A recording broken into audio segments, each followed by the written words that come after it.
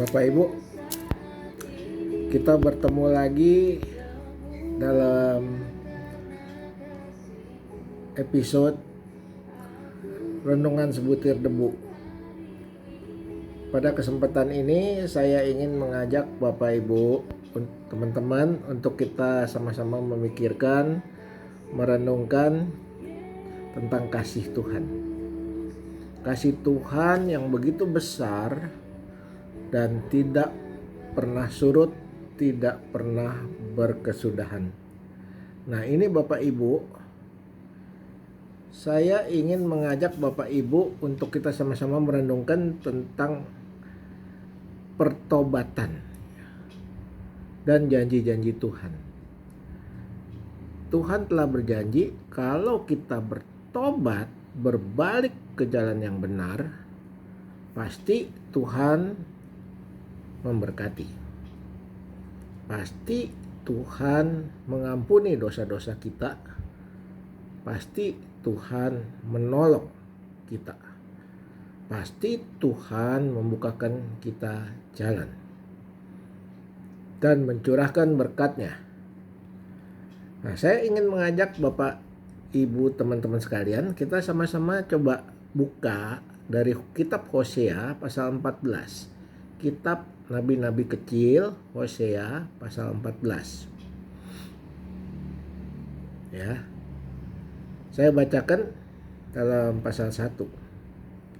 Bertobatlah hai Israel kepada Tuhan Allahmu, sebab engkau telah tergelincir karena kesalahanmu. Engkau telah tergelincir, telah terpeleset. Bawalah sertamu, kata Tuhan, kata-kata penyesalan. Jadi kalau kita udah bersalah, kita harus minta kepada Tuhan, minta ampun, bilang kepada Tuhan kita menyesal telah melakukan ini. Dan kalau udah menyesal, bertobatlah kepada Tuhan, katanya di Hosea ayat 2 ya. Hosea 14 ayat 2. Katakanlah kepada Tuhan, kepadanya, di situ ditulis, katakanlah kepadanya, ampunilah segala kesalahan sehingga kami mendapat yang baik. Ampunilah segala kesalahan sehingga kami mendapat yang baik. Maka kami akan mempersembahkan pengakuan kami. Ya, itu dari ayat 1 dan 2. Nah, dalam Hosea pasal 14 ayat 4 ini ada janji Tuhan. Tuhan membalas pengakuan dosa kita, pertobatan kita, dengan jawaban yang seperti ini. Aku akan memulihkan mereka dari penyelewengan, kata Tuhan.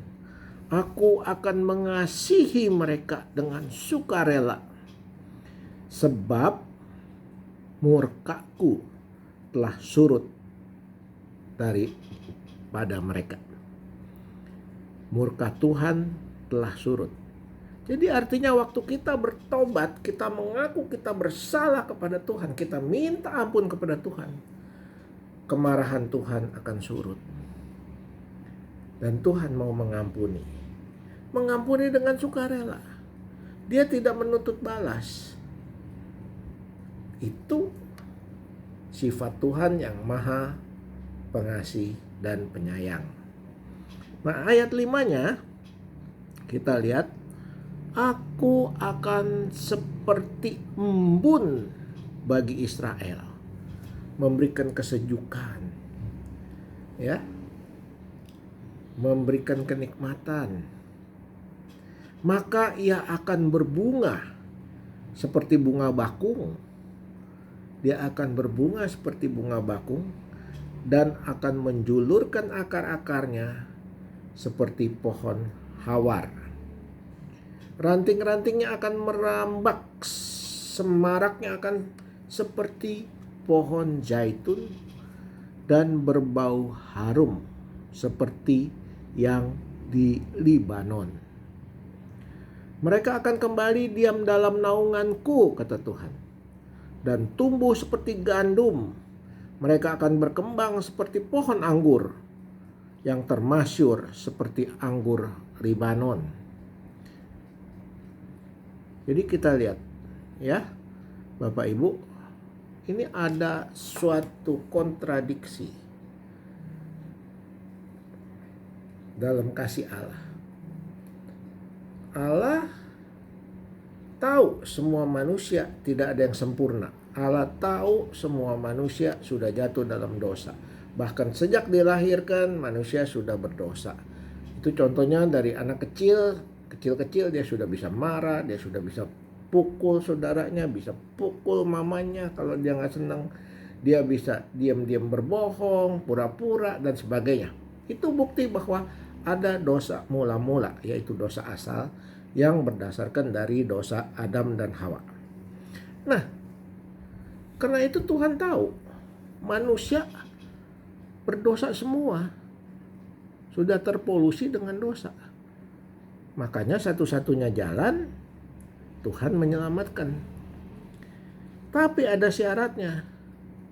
Kita harus sadar. Satu, harus sadar. Waktu kita sadar, kita mohon ampun. Kita menyesal di hadapan Tuhan. Kita mengakui dosa kita. Dan Tuhan pasti mengampuni apapun dosa kita. Ya Bapak Ibu, teman-teman sekalian, jadi jangan pikir Tuhan tidak akan mengampuni kalau Bapak Ibu atau teman-teman sekalian ada yang berbuat dosa yang besar, apapun itu. Tuhan tahu hati Bapak Ibu dan teman-teman sekalian. Karena itu mintalah ampun, datanglah kepada Tuhan, menyesali perbuatan dan bertobat. Jangan lakukan lagi tindakan-tindakan yang Tuhan tidak suka. Pasti Tuhan mengampuni. Nah, setelah Bapak Ibu, teman-teman sekalian bertobat, berjanji kepada Tuhan, menyesal, tidak akan melakukan lagi perbuatan itu, pasti Tuhan tolong. Tuhan pasti memberkati. Tuhan pasti mengampuni, memberkati, membukakan jalan, memberikan jalan yang lurus.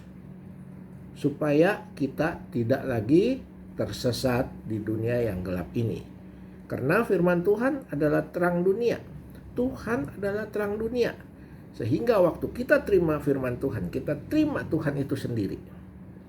Kita akan berjalan di dalam tuntunan terang Tuhan. Itu ada di Yohanes 1. Yohanes pasal 1 ayat 1 sampai 4. Bapak Ibu kalau punya kesempatan baca. Pada mulanya adalah firman. Firman itu bersama-sama dengan Allah. Firman itu adalah Allah itu sendiri. Ya. Tanpa dia tidak ada satupun yang jadi. Nah, itu pasal 1 ayat 1 dari kitab Yohanes. Jadi Bapak Ibu, kalau kita sudah menerima firman, kita sudah bersih, bertobat, bersih. Firman itu yang merupakan terangnya Tuhan masuk ke dalam hati kita. Ya, Tuhan bilang barang siapa percaya pada aku ada di dalam dia, dia ada di dalam aku. Menyatu dengan Tuhan, maka kita menjadi suci, menjadi bertobat, membukakan pintu berkat.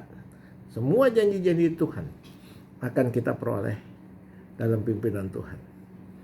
Tapi ingat, bukan untuk keserakahan. Tuhan hanya memberikan kecukupan. Ya. Sampai di sini dulu Bapak Ibu. Nanti kita sambung lagi di episode berikutnya.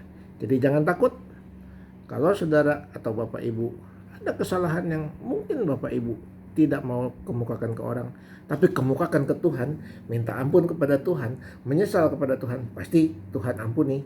Dan setelah Tuhan ampuni, Tuhan pasti buka jalan dan memberkati Bapak Ibu semua.